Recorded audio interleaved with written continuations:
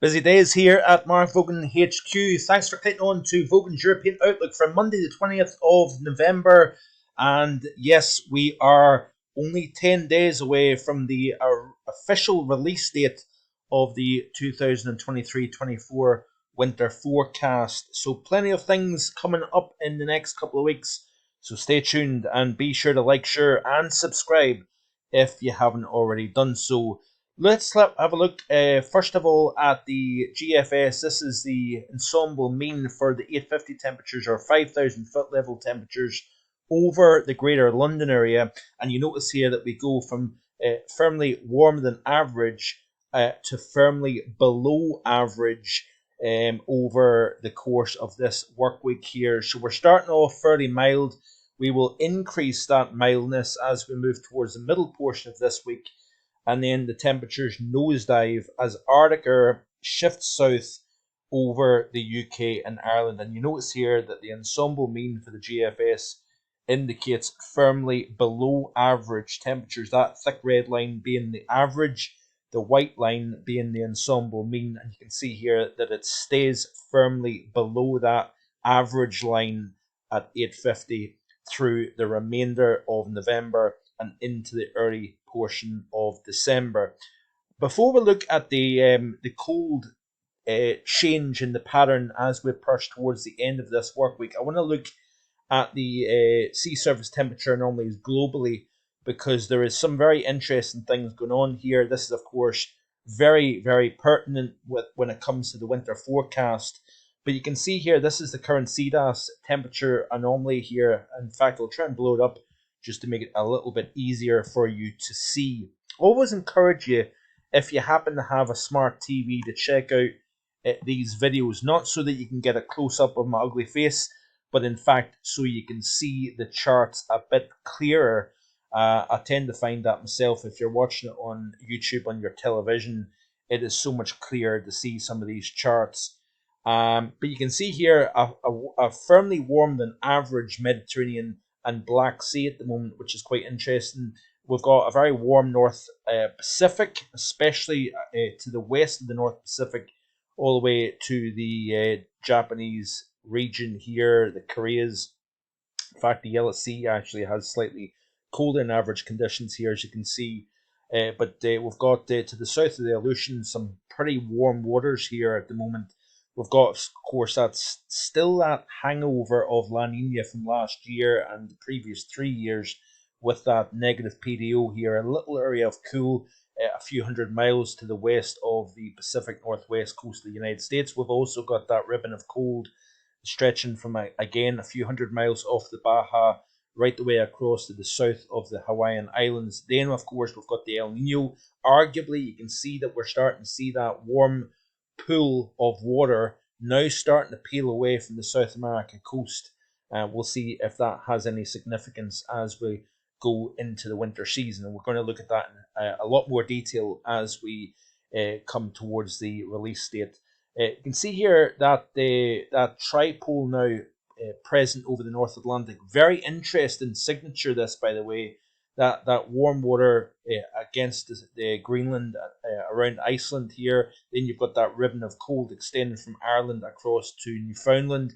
Then further south through the subtropics, we've got some pretty warm waters here. So that warm, cold, warm signal may lead to enhanced blocking over the North Atlantic, particularly so middle and second half of the winter season, especially with an El Nino in place. There, of course, we've got that cooling taking place between Australia and Papua New Guinea. We've only really seen this in the last 3 or 4 weeks, really developing here, or cooling off those waters over the South Pacific, as you can see. And we've still got that cold water, off the Sumatra coast, warm waters over the Western Indian Ocean basin. Be sure to check out the global weather report from yesterday, talking a little bit about the heavy rainfall, floods that we've seen in parts of Mombasa in Kenya and also Somalia. That is, of course, the footprint of that positive IOD when you've got heavy rains over Eastern Africa. We've got drought and heat across much of the maritime continent and Australia also here. So let's have a look and see. Look at the North Atlantic temperatures, how they've dropped off since the middle portion of September, where we've seen a little bit of a peak. Then we've seen a drop off, then an increase again by about a half a degree or a quarter of a degree, really, between the period, what would that be, the end of September, early October, through to the middle portion of October. We've seen a rise in temperature, and then we've seen quite a drop in the sea surface temperature profile towards the current period here. This is the coolest the North Atlantic has been probably in at least 6 to 8 months. So you have to go all the way back to the end of winter, the last time the Atlantic had a positive anomaly of less than a half a degree above the average. And a lot of that is down to the type of pattern. Stormy conditions has been prevalent across the North Atlantic over recent weeks. Of course, we've already discussed France having its wettest 30-day period in recorded history. We've had tremendous amounts of rain across southern portions of the UK as well. We've seen the heaviest rainfall, interestingly enough, between October and November so far, shift south over the UK. So during the course of October, it was really Scotland that was in the very wet conditions, one system after another, bringing tremendous amounts of rainfall. It's more so across southern England, Wales, and Ireland that we've seen the increase in rainfall and the core of heaviest rain during the month of November here. So an interesting southward shift in that heavy rainfall, but that stormy weather, the strong jet stream across the Atlantic, has really taken the temperatures down over the central North Atlantic. Now look at the Nino region 1.2. We continue to see that temperature cooling, and it's now currently at around 1 Celsius above average. Meanwhile, the more central region 3.4 has seen an increase in temperature in the last week or two here. So we've seen temperatures holding reasonably steady, but they're now at the warmest they've been so far, probably. Compare that to the far east Pacific and towards the South American coast. This is now that Madoki setup now starting to show up. Now, an interesting tweet here by Ben Knoll indicating the upward versus the sinking over the planet here in conjunction with the previous strong to super El Ninos. So this is the upward motion versus the sinking between June and October. This initially is 1982, and you can see here that we've got strong upward motion east of the date line across the Pacific and the Americas here.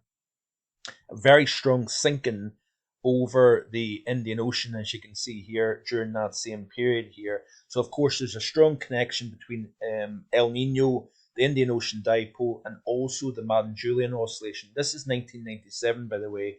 You can see here very strong correlation here between sinking over the Indian Ocean, the maritime continent, and very strong upward motion east of the date line, and particularly so over between Nino region 3.4 and Nino region 3, if you notice here.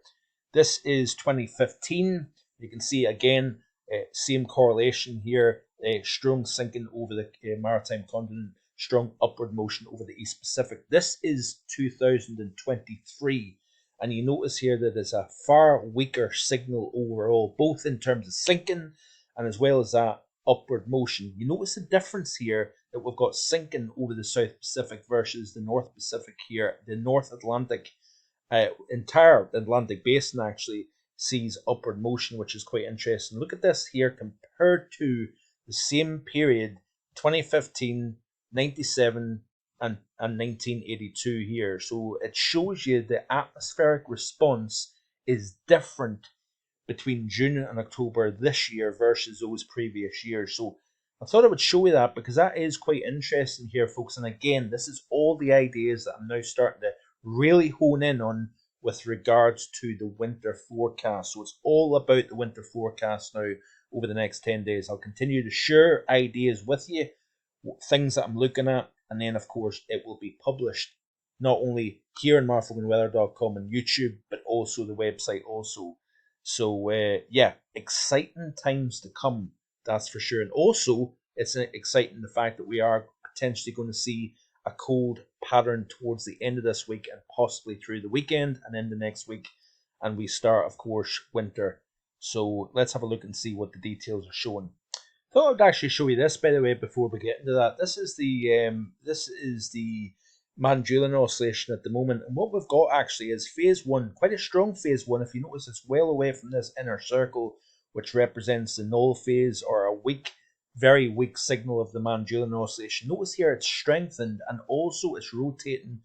Expected to go through phases 1 into 2 and into 3 and then go back into that inner circle once again. So that is quite interesting. That indicates to me that we're going to see upward motion through the Indian Ocean and towards the maritime continent. That, by the way, would indicate a milder signal not only for the United States but also Europe, if that happens to become the driving force into the early portion of December. So despite the fact that we've got colder conditions likely end of this week and through the weekend here, it looks as if the Manjulan oscillation would indicate something a little bit milder as we move deeper into the month of December. So we'll need to keep an eye on that here as we go forward.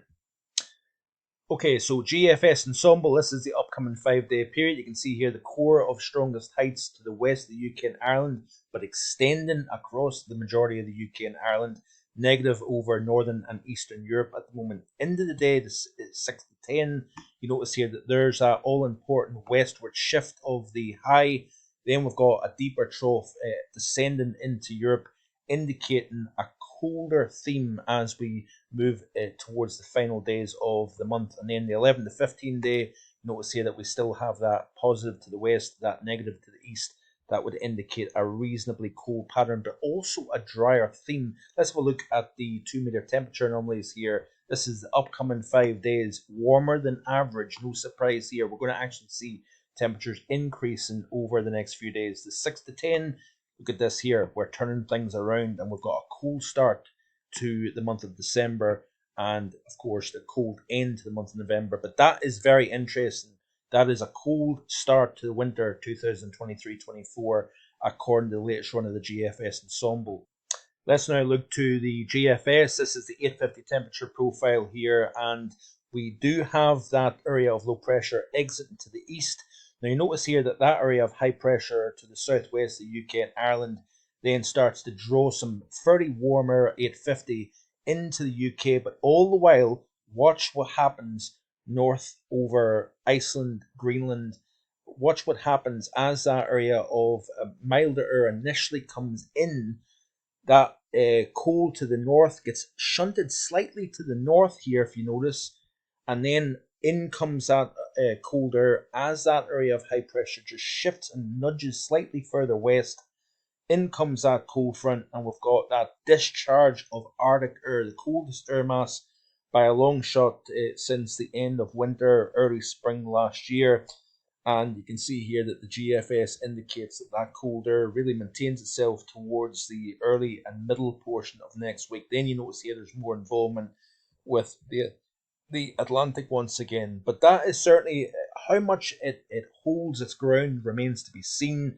I think it is possibly that this is a transient surge of cold late November into early December. And remember what I just said about the Manjulan oscillation rotating into slightly warmer phases of 3 and 4. So we'll need to keep an eye on that as we go into that period here. So that's off the GFS. Let's have a look and see what the ECMWF is indicating. So here we go. Again, area of low pressure scoots on to the east. We've got some colder air coming in briefly.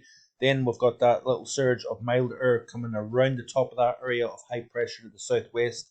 Then in comes the cold air, as you can see here, off the ECMWF. So similar idea, but notice here that the cold is just a little bit further east, but still coming down the UK.